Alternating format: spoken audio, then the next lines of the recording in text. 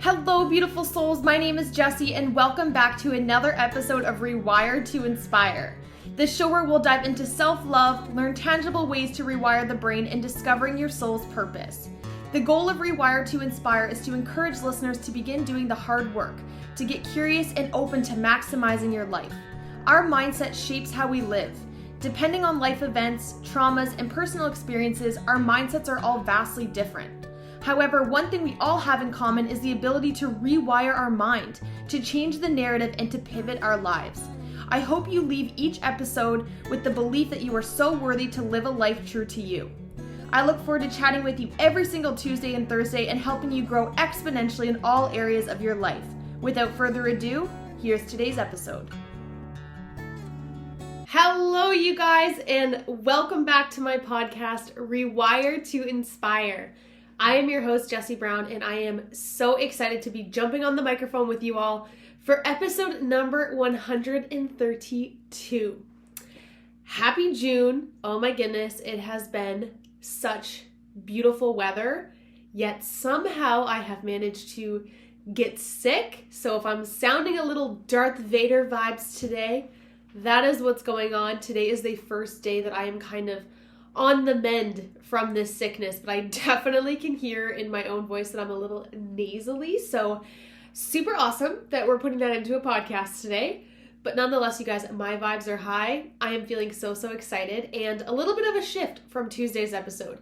Tuesday's episode was all about me being honest, speaking from my heart, being very raw and organic of just how I'm feeling, how I'm doing, what's going on.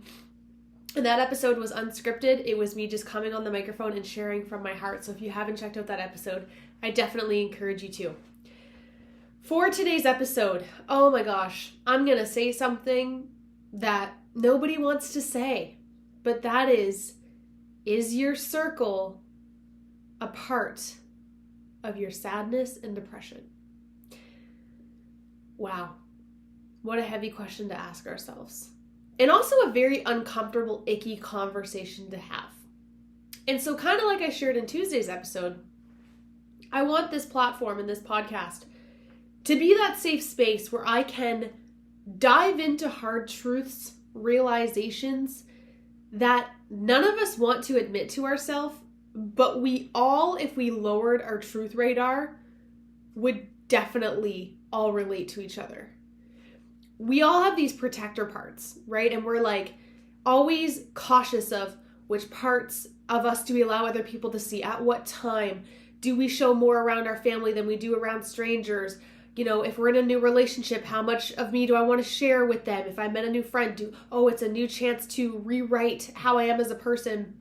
And we're just always trying to gauge to make sure that the way we're showing up is an accommodation of everybody else, so that they fit us, so that they accept us, so that nobody judges us, so that we don't get hurt. It's so exhausting.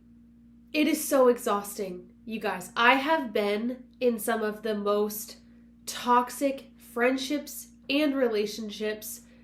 We've all been in them, but I can definitely be the first to admit that I have been the victim, for lack of better words, in very crappy friendships, tolerating so much unnecessary meanness and putting up with so much crap for so many years that I'm now so grateful that I'm at a place where I'm able to even identify that, of being able to look back and recognizing how much my circles were leaking into my depression, were leaking into my lack of self-worth, were leaking into how I was showing up as an individual. I want us all right now to assess how much the people in your circle and in your life have some tangible weight on how you show up and who you are every single day. We are all influenced by one another. I want you to ask yourself, is your circle something that is bleeding you or feeding you? And what I mean by that is, after you've spent time with those that you would consider to be in your circle, how do you feel? Do you feel fueled, aligned, inspired, excited? Or do you feel like, exhausted, overwhelmed, depleted, less than. I know I can relate to both of those depending on the people that I surround myself with. Thinking back to Jessie, the main times that there was obviously experiences as a young adult and in high school and middle school and all those things, but when I really think of this topic, I don't really so much think of school, like grade school. And the reason for that is because the people that were surrounding me was kind of all I had in a way. They were the only people that I could surround myself with unless I were to go do things outside of school. I begin to look at this when I had the conscious ability to choose the people I surround myself with, and yet still chose people that treated me like crap. This was around my first year of college, and for the years to follow after that. The people that I allowed myself to be around were just absolutely terrible in some ways. Even this topic is really, really hard to talk about because some people come into our lives to teach us a lesson. They are supposed to come into our life for a reason, to teach us something. They might only come into your life to serve as that singular purpose. However, if you're someone like me who struggles with self-worth, meaning you struggle with feeling worthy to have good people, worthy to have good friends, you're gonna be like a sponge in the way that as soon as somebody shows you attention, shows you kindness, shows you validation, you launch right on, you grab on, because your nervous system and your soul is just so badly craving that sense of connection. And it's almost like we get these blinders when we have low self-worth of not looking at all the red flags, not really reading into things as much as we should when we're able to take a step back and have that higher awareness. And now that I'm here 5-6 years later reflecting back, I'm like, oh no, I just was so desperate to find people that I was allowing anybody in my circle. Mind you, I had just moved to a new town, a new province. I didn't know anybody. And so I was just okay with it. And I am also somebody that tries to see the good in each and every person.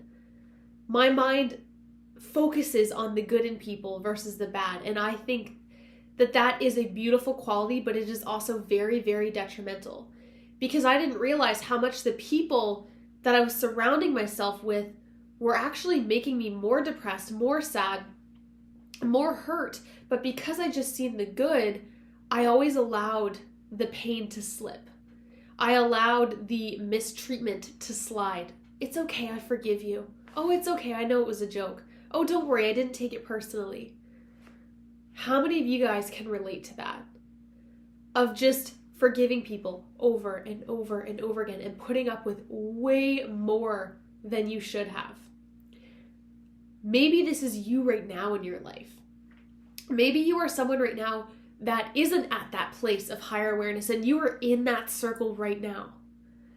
This can really align for any of us, but the goal of today is for you to assess how your circle might be bleeding you or feeding you. Do they inspire you? Do they make you become a better version of yourself? Do they allow you to be you, your weird, natural, organic, beautiful self? Or do you feel like you have to put on a mask? Like you have to be somebody else? You have to do things and comply with them, or else that could mean that you're going to be alone. It's a very interesting duality to hold.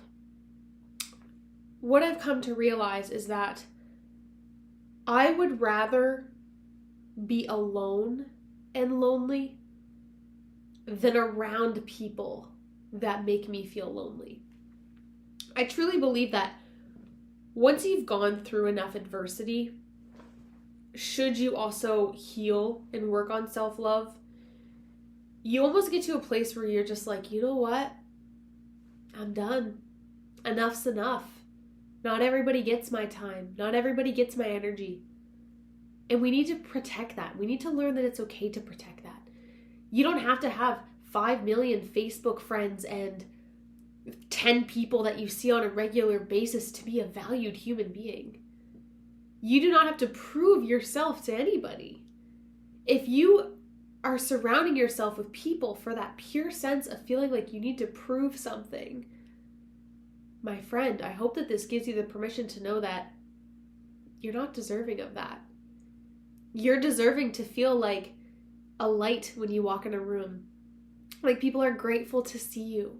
Like people want to see you win. And as I've told myself and continue to tell myself every day, I'm sorry that you were never shown that. I'm sorry that you were never shown the contrast. I'm sorry nobody has ever cheered you on while you are there cheering them on. I'm sorry that you have been lied to when you have spoken nothing but the truth. It sucks. And until we admit that it sucks and it hurts and it's painful, I don't think we can make a change. Today's episode is your circle a part of your depression? We might not realize the correlation of how much our circle impacts us. It does, and it does significantly. Just this week, I have been going through the ringer, as I shared on Tuesday. I have been feeling hurt. My mental health has been honestly hot garbage. I am crying more than I ever have. I'm breaking down. I'm sick, which to me, I only get sick when I'm burnt out. And I'm like, okay. And I reached out to my team. And I shared how I was feeling. And each and every one of them took the time to validate, to answer, to message me, to see how I'm doing. I know exactly what it's like to not know where to turn, to feel alone, helpless, and stuck. My goal as a coach is to help clients from a trauma-informed perspective see your worth and develop self-belief so you may chase your dreams and trust your intuition to live the most aligned, fulfilling life possible. If you're looking to elevate your life to the next level but aren't sure where to start, I would absolutely love to connect. If you're feeling pulled or curious, please use the link in the show notes below to book your free call. I look forward to connecting and supporting you on your own unique journey. And a part of my heart was like, is this real? These people do care? They actually care? Interesting. Now that I've had that contrast of how good people can be and how that supportive people do exist, I refuse to put up with anything less than that anymore. Me, 2 years ago, even a couple months ago, honestly, would have never reached out for support because I had just been shown time and time and time and time again that nobody cares. People do. The people I surrounded myself with didn't. And so my brain had formed the belief that good people and friends do not exist. They do exist, you guys. But you have to be willing to get honest with yourself of if the people currently in your life are delivering that. And it's going to be different depending on your goals, depending on your lifestyle, depending on your self-worth, your self-belief, where you're at in life. Our circles are going to look different and they're going to serve different purposes. But for those of you that are heart-driven, that are goal-driven, that are self-improvement oriented, those of us that have that mindset are typically often very empathetic. And therefore, it can be really hard for us to stand our ground, to stick up for ourselves, to know our worth, to stay in alignment with that. And so I want to be here to be able to inspire you to know that your circle might be bleeding you more than you realize.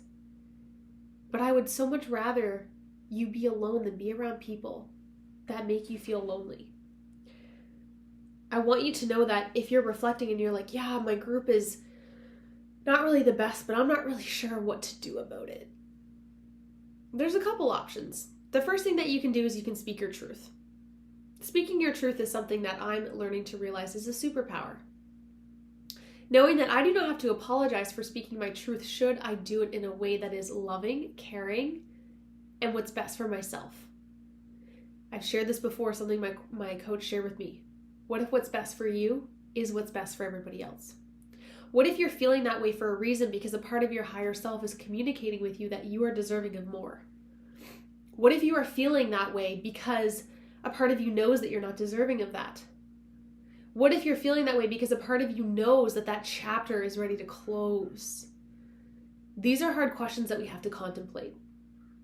I didn't have this awareness when I was in that cycle because I didn't have anybody to tell me or guide me or give me the permission that it can get better, but that I am the one that is in control of making those decisions to either step away or to stay. If you choose to stay, you also have to know that you're choosing the way in which you're treated. You're choosing to stay in a place that doesn't value you. And you have to know that in some way, shape, or form, that is gonna affect you. And until we know that and we admit that to ourselves, we will stay in that same toxic cycle. And we will keep reiterating that belief over and over and over and over again. Until, honestly, what happens is we get to a breaking point where we lash out and then friendships end up burning to the ground versus speaking your truth of how you're feeling, waiting to see how people will respond, and then navigating from there. I want you to know that you also don't owe anybody anything. You are allowed to walk away with integrity in a respectful way. You do not have to stay in a place that you feel undervalued just because you feel bad for the other person. I have also done that. My last relationship, I know that I stayed in it way too long. Not because I wasn't ready to step away, but because I didn't want to hurt anybody. Guess who ended up getting hurt? Me. I so wish that I could go back in time and tell myself, you do not have to stay in this relationship. You have the permission to do what's best for you. Again, a lot of the reasons why we stay in friendships that don't value us is because we don't think we're worthy of more. We don't think we can attract more. But the hard, honest truth that I never admitted to myself is, as long as you're staying in that space, you are actually reiterating to your brain that that's all you think you deserve. What we think is what we become. What we become is what we attract. And so if we are not choosing consciously to become more, we will not attract more. And so you cannot expect more if you're staying in a place that makes you feel less. I truly hope you're taking time right now to assess the people in your life. I have spent time literally writing down the names of every single person that takes up my energy in the span of a month, because it can look different. And I go through and I rate, what am I investing into this relationship versus what I'm getting out holistically? If I notice that most of them are bleeders, meaning that I'm investing more in than I'm getting out, I know that I need to dial that back. Are there times, yes, that we need to invest more? For sure. But asking yourself if it is serving your higher good, if it is striving you towards greatness. It can be really uncomfortable to have these conversations. I remember one time I stepped away from a friend group and I was the one that was lashed out at. I'm so selfish. How could I do that? I know there was an insane amount of talking behind my back. But that just reiterated to me why it was I was stepping away in the first place. But when I was in the heat of that, oh my gosh, it hurt so bad. It hurt so bad. And all I wanted to do was apologizing for choosing what's best for me. We gotta stop doing that, you guys. We gotta stop apologizing for knowing what's best for us, doing what's best for us, and sticking that energetic ground. What happens is we don't hold our ground, we comply, and we end up reverting back to the people that are hurting us instead of deciding to just admit to self that they are not serving us anymore, choosing you. I want you to have the permission to know that you can choose you and that doesn't make you selfish. If anything, that makes you selfless. Knowing and choosing what's best for you is a very hard and rare thing to do. But again, we can only attract in which we are. if you are choosing to stay in places that make you feel small, make you feel less than, make you feel less significant, you will likely feel more depressed because you're out of alignment. You will likely feel more sad because you're not fulfilled. Is your circle a part of your depression? A powerful, powerful question to ask yourself.